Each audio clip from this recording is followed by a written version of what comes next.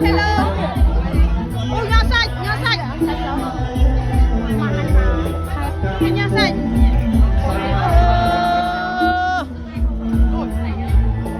Bây giờ làm nho xanh đó nè.